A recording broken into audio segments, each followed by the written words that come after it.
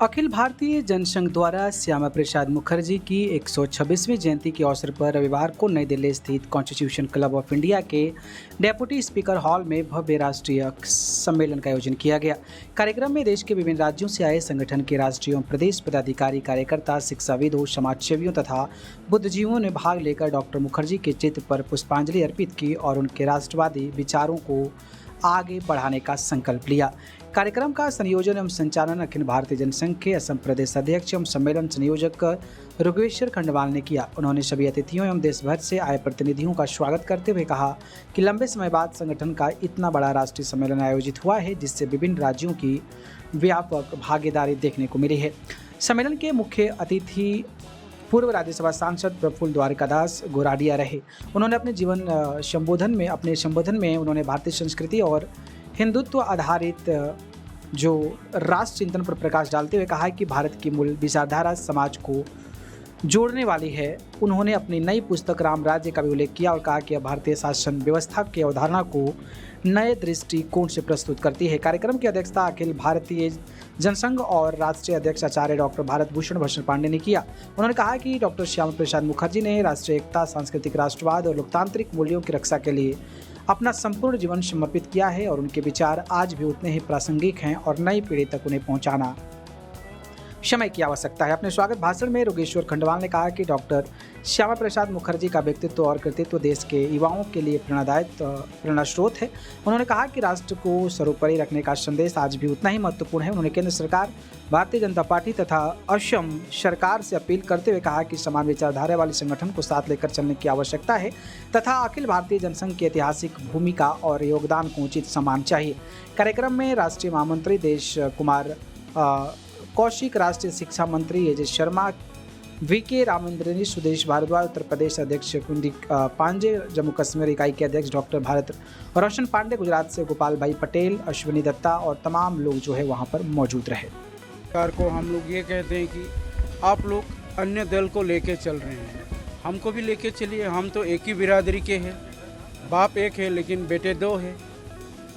तो अन्य दल के साथ आप लोग चल रहे हैं तो हमको भी साथ में लेके चलिए। हम लोग भी आपके साथ चलना चाहता है। पूजा हमारा एक है, धर्म एक है, पुजारी एक है, भगवान एक है, खान पान सब मिलता है, तो हम लोगों को लेने में क्या तकलीफ है। हमारा यही आग्रह है आप लोग के माध्यम से। मैं भारत सरकार और असम सरकार को बोलता हूँ, अखिल भारतीय जनसंघ आप लोगों का साथ चलना मांगता है और आप लोग भी हम लोग को लेके चलिए, यही अनुरोध है सभी को। क्योंकि वो जनसंघ से ही निकले हुए हैं, नहीं जनसंघ के ही बाद भारतीय जनता पार्टी का गठन हुआ था, तो अब चूंकि जनसंघ को खत्म कर चुके हैं या वहाँ से हट चुके हैं, तो अब आपको साथ क्यों लेकर चले? अच्छा प्रश्न किया आपने। जब सन 1977 में जब इंदिरा जी ने सबको जेल में डाल दिए थे, उसी वक्त जेल से निकल के आने के बाद आडवाणी जी और वाजपेयी जी पूरे भारत घूमे रथ यात्रा लेकर के। कितना सीट मिला? 2 सीट मिले। उन लोग तब श्यामा प्रसाद मुखर्जी, पंडित दीनदयाल, प्रोफेसर बलराज मधोक को पोस्टर तक लगाने नहीं मांग रहे थे।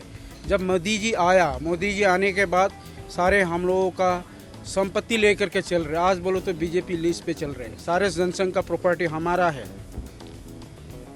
कौन कहता है वो मर गया बोल के? तो प्रोफेसर बलराज माधव ने कहा कि नहीं, अगर तुम लोग भारतीय जनसंघ से जाते हो तो हम अखिल भारतीय जनसंघ, तब तो भारतीय जनसंघ से अखिल भारतीय जनसंघ प्रोफेसर बलराज ने मतलब बचा के रखा। ये गलत बात है, बीजेपी गलत बोलते हैं, वो जानते नहीं है अभी तक। मैं सच्चाई बोल रहा हूँ, ये सच्चाई है। नहीं तो बोलिए, अभी बीजेपी बोलिए क्यों हम श्यामा प्रसाद मुखर्जी जी का, पंडित दीनदयाल जी का, प्रोफेसर बलराज जी का क्यों पोस्टर लगा के रख दिए? केस फाइल कीजिए हमारे ऊपर। बताइए कि आज उनका जयंती था, डॉक्टर श्यामा प्रसाद मुखर्जी जी का, उनका कौन सा ऐसा विचार है जिसको आज के जो युवा हैं वो उनको आइकॉन के रूप में देखें या उनके विचारों को माने या उनके विचारों पर चलें? देखिए, श्यामा प्रसाद मुखर्जी का इतने विचार है। मैं अगर उनमें से बोलूँ तो मैं आसाम से हूँ, मैं आसाम से होकर कहूँ, अगर श्यामा प्रसाद मुखर्जी नहीं रहते तो हमारे असम पूरे नॉर्थ ईस्ट बांग्लादेश बन जाते। वो एक हमारा उनका प्रेरणा से हम तो जुड़े हैं इसी वजह से। और श्यामा प्रसाद मुखर्जी का वजह से वो कश्मीर का 370 हट गया, सब उनका तो बनाया हुआ सारी नीति थी। आज हम लोग जाते हैं आते हैं, ना उनका परमिशन चाहिए, ना इनर लाइन परमिट चाहिए, ना क्या चाहिए। कितने ऐसे हैं देश के लिए उन्होंने कितने कहा, उन्होंने क्या अपने लिए कुछ नहीं सोचा। मुखर्जी साहब ने जितना सोचा अपना मंत्री पद छोड़ दिया। अभी आप बताइए किसी हेल्थ मिनिस्टर को बोलिए या किसी को बोलिए, छोड़ेंगे गति। तो जम्मू कश्मीर से धारा 370 और 35 से हटाया गया, तो उसका पूरा क्रेडिट तो भारतीय जनता पार्टी ले रही है। अरे भाई लेने दीजिए ना, बनाया किसने है? वाजपेयी जी ने बनाया, आडवाणी ने बनाया, वो कौन बनाया? Doctor Shyama Prasad Mukherjee. Sir doctor Shyama Prasad Mukherjee किसका नेता था? अखिल भारतीय जनसंघ का। आप माने तो भारतीय जनसंघ का, जो अभी अखिल भारतीय जनसंघ है, थोड़े आडवाणी और वाजपेयी बनाया। आने वाले समय में आप लोग क्या करने वाले हैं? क्या हम देखते हैं भारत, हम तो गठबंधन करेंगे या उसके अगेंस्ट में आप नहीं, उसके अगेंस्ट में कुछ और करने वाले हैं? देखिए अगेंस्ट तो हम नहीं करेंगे, एक ही बिरादरी के हैं। आज हमारा सब कुछ लेके भारतीय जनता पार्टी चल रहा है, तो मैं भी गर्व करता हूँ। चलो